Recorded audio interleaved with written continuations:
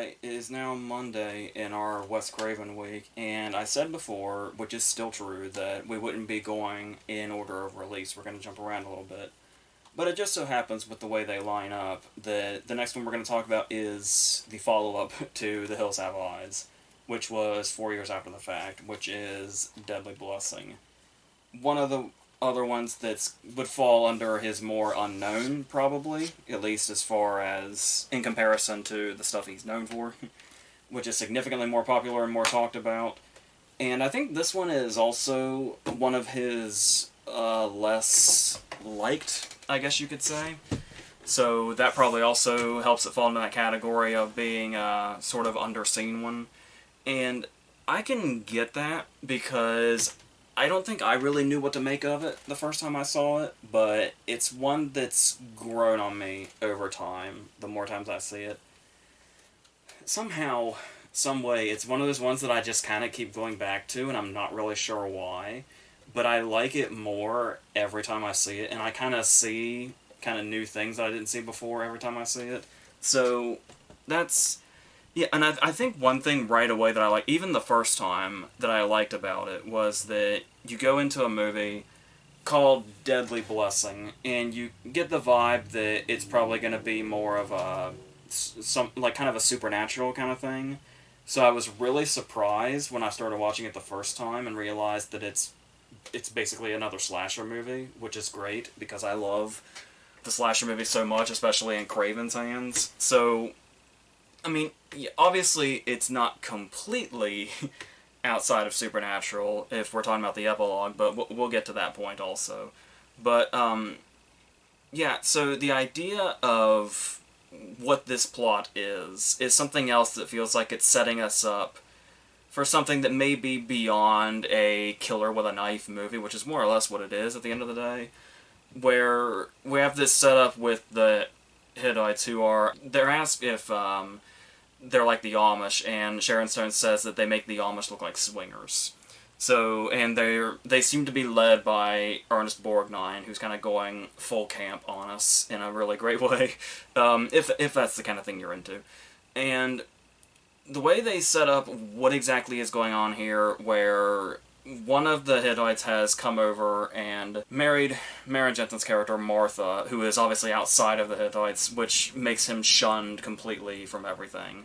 So they accuse her of being a messenger of the incubus, and basically any outside woman that comes in is a messenger of the incubus. First of all, I always found that an interesting sort of plot point, that that's what they go for, because they never once bring up the idea of a succubus.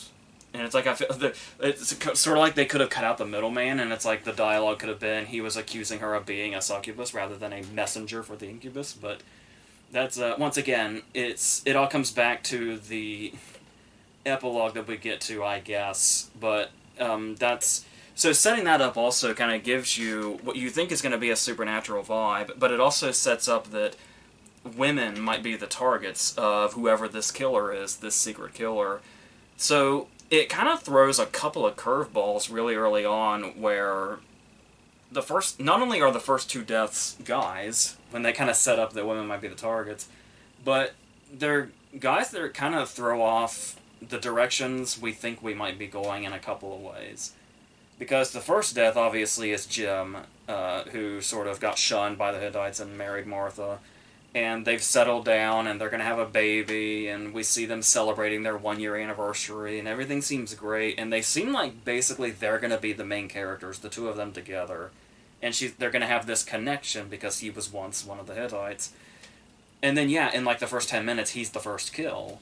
So that's kind of one curveball, and then the second curveball is we bring in two other characters. We have Martha's friends, who are Lana and Vicky, and it's like, okay, so more people for the potential chopping block. But another person we introduce, the first Hittite we introduce, actually, is William, who is Michael Berryman, coming back from The Hills Have Eyes.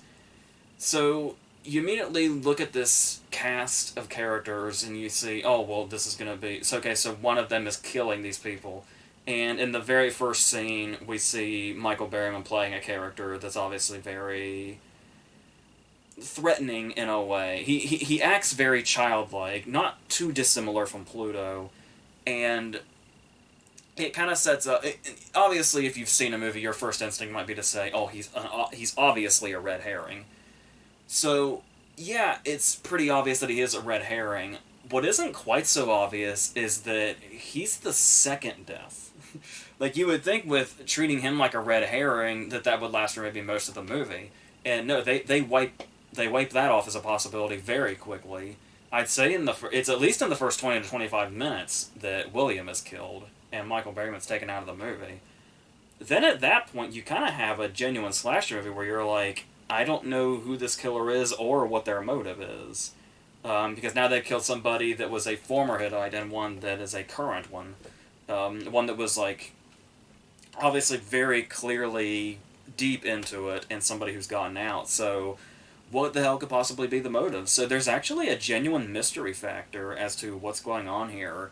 That obviously has a lot of unraveling that we'll get to. But talking about the sort of cast of characters, as far as, well, I guess as far as everybody goes, we do have, Oscar winner Ernest Borgnine in this. Like I said, knowing what kind of movie he's in, seeming like he's relishing in it and going full ham, which is, especially an actor like Borgnine, it's like great to see him just kind of go for it in this really over-the-top way. But then we also have future Oscar nominee Sharon Stone, and it's not to like hate on the rest of the main cast or anything, or to say that they're awful or anything, but it becomes pretty clear that Sharon Stone was the one of the main cast that was going to really break out, that hadn't broken out yet. So as far as like Martha goes as a character, I don't think she's as strong of a character as Lana is. I do think there's like, you would think there's another cut of this movie somewhere where Lana's actually the main character, and then it somehow got cut down to where Martha was kind of inserted and given slightly more of a spotlight. Because Lana has those great scenes also where she's kind of haunted and feels like something's following her. Like, there's this sort of almost symbolic kind of thing going on with this spider that she's dreaming about and also being stalked by and all that. Having these really wicked nightmare scenes with, but yeah, it almost makes you forget that Martha is actually technically our lead character. And she's fine. There's one particular moment that makes her feel like a really strong sort of lead character when we have the moment where the snake gets put in the bathtub by this shrouded killer. And first of all, it's very interesting to see. We talked about the nightmare that Lana has, and now we have this snake scene in the bathtub. Worth noting, we talked before already that while Wes Craven was like kind of breaking out kind of a movie at a time, starting with The Last House on the Left, and then like got a lot of fame and acclaim for The Hills Have Eyes, and then it was A Nightmare on Elm Street that brought him into the stratosphere. So with this and a couple of things falling between The Hills Have Eyes and A Nightmare on Elm Street before he really took off, it's interesting to see little pieces of A Nightmare on Elm Street kind of hanging out before A Nightmare on Elm Street even happened. 3 years before, even. Where we get this, it's impossible not to notice. When you see the snake emerge out of the bathwater, it is pretty much identical shots and identical angles of when Freddy's glove comes out between Nancy's legs in A Nightmare on Elm Street. So that's always fun to see. But also, this moment where I talk about her being kind of a strong hero is when she attacks this snake and she jumps out of the bath. And normally that would be the end of the scene, but I love the fact that, and it could just be, I'm trying to keep the snake from getting out, but it feels more like a I'm not trapped in here with you, you're trapped in here with me moment, where she goes out of the bathtub, she grabs a fireplace poker, goes back into the bathroom and shuts the door behind her, leaving the snake in there with her, and her with the snake. And it's like, okay, that's a character I could see. That's a character I want to watch go through a horror movie and see how she's able to do this. Later on, when she gets a gun, it's like, yeah, I believe the person that tore apart that snake is ready to stop fucking around. So there are moments like that. Like I said, she still doesn't feel as strong of a character as Lana does. But there's also the third character here, Vicky, who doesn't feel like she has a whole lot to do. Basically, Vicky is the gateway to bring John into the story, who is the Hittite who is kind of going through... I think he's supposed to be Jim's brother, if I remember correctly. And he's kind of we're kind of seeing on screen with John what was off screen with Jim and Martha. We're seeing now with John and Vicky, which is interesting. Where it's almost like we're kind of getting events developing and a sort of almost like acting as its own prequel of this is also what we missed, just with two different characters. And the interesting thing with John is, and that whole subplot, is that we are kind of seeing what goes on here, like just how extreme the Hittites are and how, like cruel and resentful they can be of the outsiders and stuff like that. But there's also the way they sort of integrate like normal current civilization into the sort of world that the Hittites live in that's very isolated.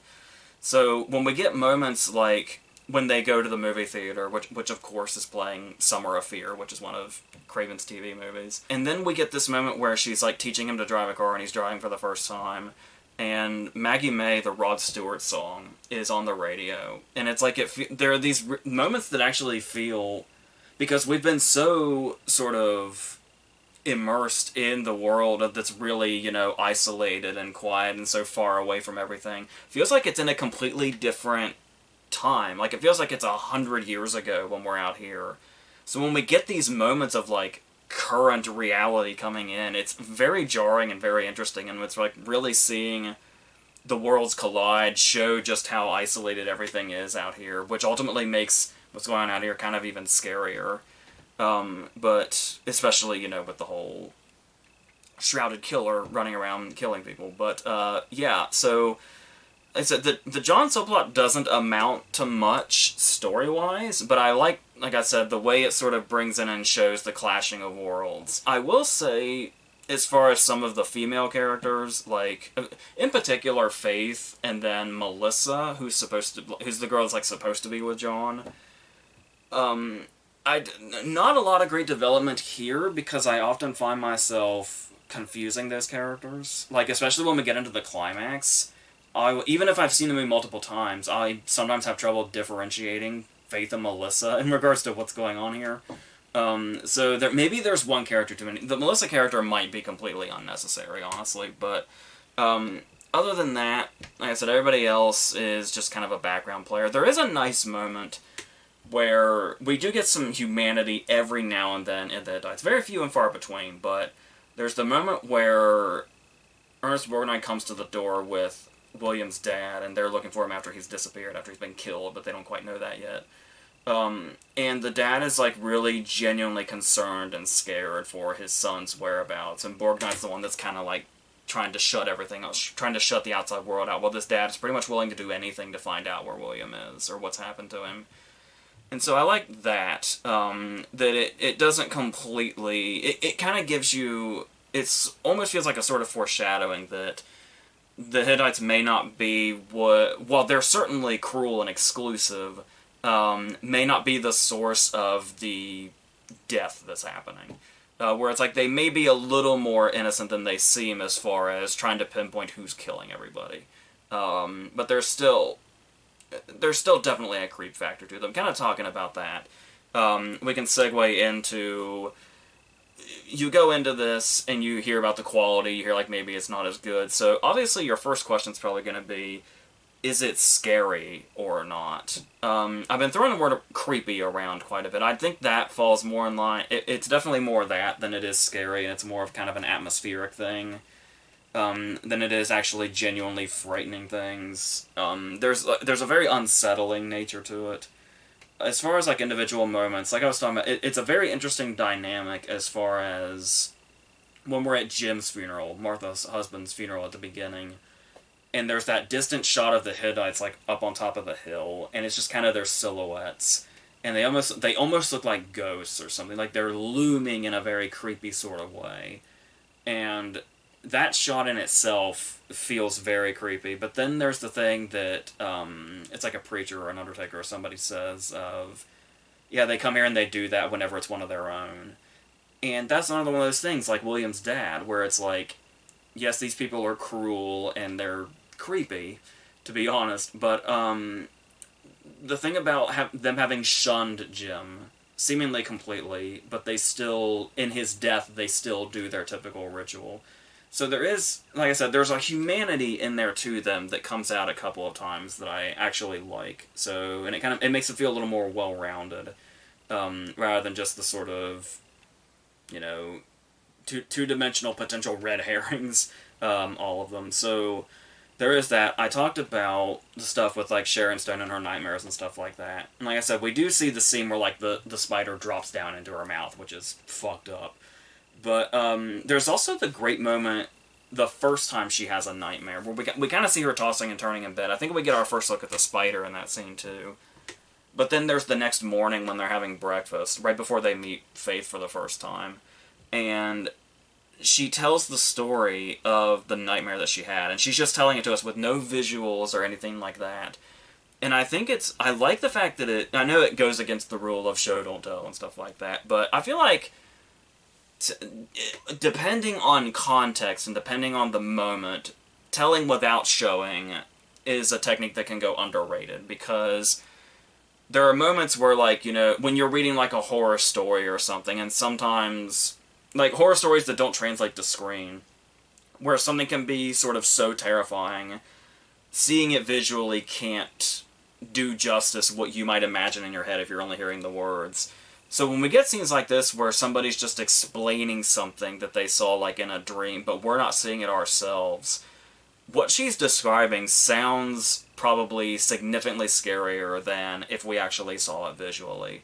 So I actually like the scene where she just describes her nightmare, and that adds a whole other creepy factor that we don't really... I feel like we sort of stray away from when, you know, horror directors and writers and stuff like that want to show us stuff, because, like I said, everybody tries to push show, don't tell. You don't have to go that route every time, is what I'm saying. But yeah, I said depending on the circumstance. So continuing with Lana should probably be the main character of this movie. There's also the scene where she gets locked in the barn, which is a pretty good scene as far as, like, you know, suspense goes, where it's like, we know that this spider seems symbolic of something, whether it's something demonic or impending death or whatever it may be. It's this idea of her being locked in the barn, and then we kind of have a thought where we stop and say, okay, so what is she locked in here with? We know she's locked in the barn, but now what is she locked in here with? Because we do know there's a physical killer going around with a knife. Like I said, the way this spider looms around and is kind of coming in and out of her nightmares is kind of starting a whole other thing going on here that's pretty interesting. It's a little done away with when we have this moment in the barn where the killer jumps out in what is essentially a black cloak and might as well be saying boo, with how sort of... Like, I talk about that there's a camp factor to this movie that I actually really like, and it does a lot of favors for the movie, especially in moments like this. But even accepting the movie completely as camp, seeing a black figure jump out, and like I said, basically doing everything but saying boo, it is a little ridiculous, especially since there was so much good build-up and suspense in this scene already. It's a much better payoff when...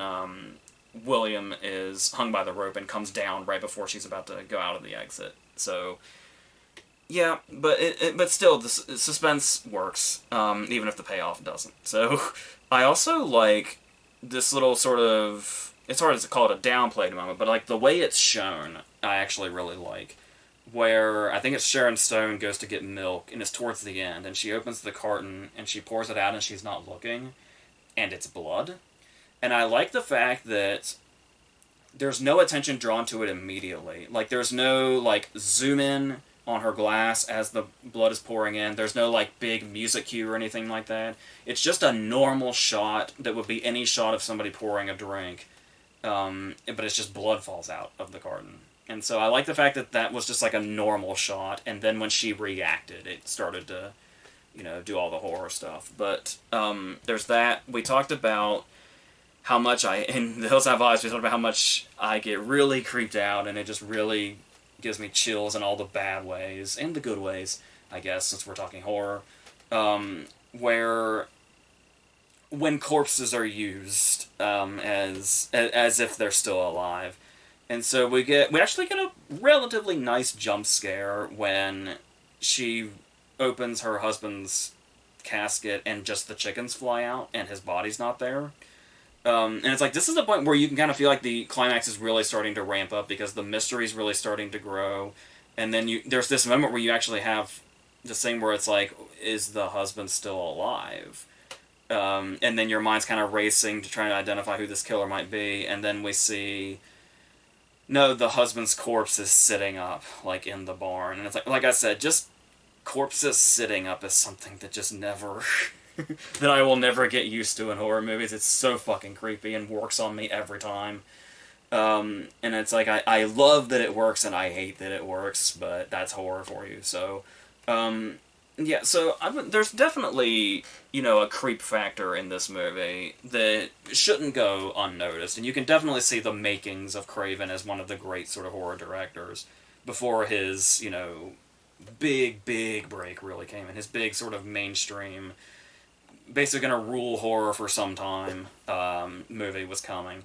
So, now as far as talking about Craven and the way he approaches his movies, another thing we talked about with The Hills Have Eyes was how Craven didn't really feel like he was always going for just scares. Like, he always kind of had something else on his mind. Is this one of those movies, or is this just sort of a fun camp fest that he was almost like he was doing in between movies? Like, he kind of knew his big break was probably coming soon, with The Hills Have Eyes kind of in the past, and so if this was just something in between. I would say there's something here in regards to religion, and this, I don't want to open up this can of worms too much, but look at what I was talking about before, where it's like, where they feel like they're in the right, they feel like they're playing by a certain set of rules that's going to keep them, keep the demons at bay, but at the same time there is something very cruel and very exclusive about them, the way they're very quick to, shut out outsiders and shun their own, and the scene where they, beat the kids' hands and stuff like that, it just all feels off in a way that seems to be coming more and more to light that extreme religion has done. And so, like, it's like maybe there's something like that in there, but then again, we do have a moment, the epilogue that I've been calling it, kind of undermines a couple of things, and I will say that I love the fact that this movie has a wild-ass climax. Like, the entire last 20 minutes or so of this movie is fucking insane, and I love it for that. And that includes this little epilogue. But the epilogue does feel like that it contradicts a couple of things. It contradicts the idea of maybe there's a message here of, the Hittites are not exactly right, which... there's that, but then there's also the idea of it being a slasher movie with no real, like, supernatural qualities. Just, like, the creepy factor makes you feel like it's a supernatural movie when it really isn't. It's really, really cool. So the epilogue kind of does that into when it does have a supernatural element to it, but everything that comes before that, like I said, even I can actually appreciate the epilogue just because this movie's climax just ramps up and gets crazier and crazier the more it reveals shit. So it's, like I said, it kind of starts with planting the seed again of, oh my god, is her husband still alive? Was his death faked? Like, what happened here? Did he go back to the Hittites, and the Hittites have started a whole thing here, and it's this whole sort of Hot Fuzz-esque Neighborhood Watch kind of thing going on? And then we see his corpse sitting up in the barn, and it's like, oh no, he's fucking dead. He's absolutely dead, so what the fuck is going on now? That's crazy in itself. And then it continues. Like, you get kind of vibes of what Ari Aster would be doing and stuff like Hereditary with the attic scene. Feels like it was kind of inspired by stuff like what's happening in the barn here during the climax of this. And then we get one reveal of Louisa appears to be the killer, but then you kind of go back and forth of, like, is it Louisa? Is it Louisa and Faith? Is it Faith with Louisa kind of helping? Who's helping who? Is this an even thing? Why are they doing this even? So that plays out, and we got a couple of clues here. There's one blatant clue that Louisa's off. I mean, Louisa's off the whole movie, obviously, but this moment in particular, when she's sat down with them in the living room and she's talking, and she says, if Faith had been a boy, I'd have dumped her in the river, and then she, like, stops, and you realize, like, oh, I think she means that. Like, oh, this person's actually psychotic. She freezes to let us know how psychotic she is. And then she continues like she didn't say anything. And so that kind of tipped us off to Louisa, and it's like, oh, okay, so if Louisa ends up being the killer, it won't be that much of a surprise.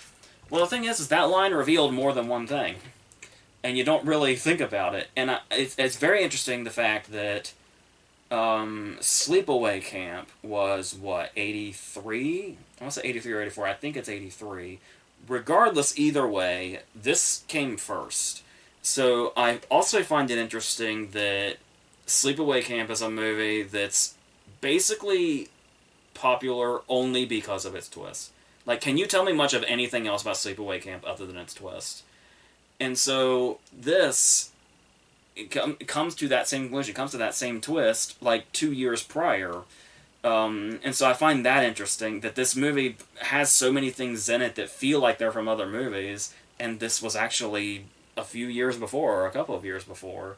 So this movie was kind of Sleepaway Camp before Sleepaway Camp was, but it probably has a lot more going for it.